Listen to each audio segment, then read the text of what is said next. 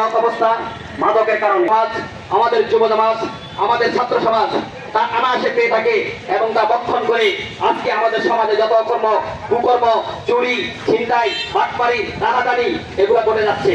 আজকে আমাদের এখানে সচেতন সমাজ, আজকে হাজারগঞ্জ বাজারে বিশিষ্ট ব্যবসায়ীগণ, রাজনীতিবিন্দু ও ছাত্র সমাজ তাদের এই প্রচেষ্টাকে তাদের সাথে একতা প্রকাশ করছি। আমার বিশ্বাস আপনারা সকলে যদি এই মাদকের বিরুদ্ধে, এই গাঞ্জার বিরুদ্ধে সোচ্চার থাকেন, ইনশাআল্লাহ আমরা এই হায়দ্রাবাদকে অবশ্যই মাদক মুক্ত করতে পারবো। একটি শিক্ষিত, একটি পরিবেশ বান্ধব হায়দ্রাবাদ উপসার করতে পারবো। আর আমরা এগুলো করতে পারলেই ইনশাআল্লাহ বাংলাদেশের এই হায়দ্রাবাদ একটি পরিচ্ছন্ন শহর, সুস্থ সামাজিক শহর হিসেবে আমরা অতি সহজেই ইনশাআল্লাহ সারা বিশ্বে, সারা বাংলাদেশে তার সুনাম ছড়িয়ে দিতে পারবো।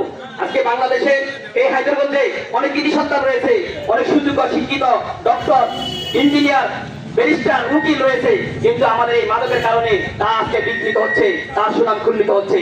প্রিয় নেতৃবৃন্দ, প্রিয় রাজনৈতিক নেতৃবৃন্দ, প্রিয় সমাজকর্মীরা, ভাইয়েরা, আপনারা আপনাদের এলাকায়, আপনাদের বাড়ি, আপনাদের ওয়ার্ডে, আপনাদের মহল্লায় সজাগ দৃষ্টি রাখবেন। কারা কারা এই মাদকের বিরুদ্ধে, কারা কারা এই মাদকের সাথে, কারবারির সাথে জড়িত আছে।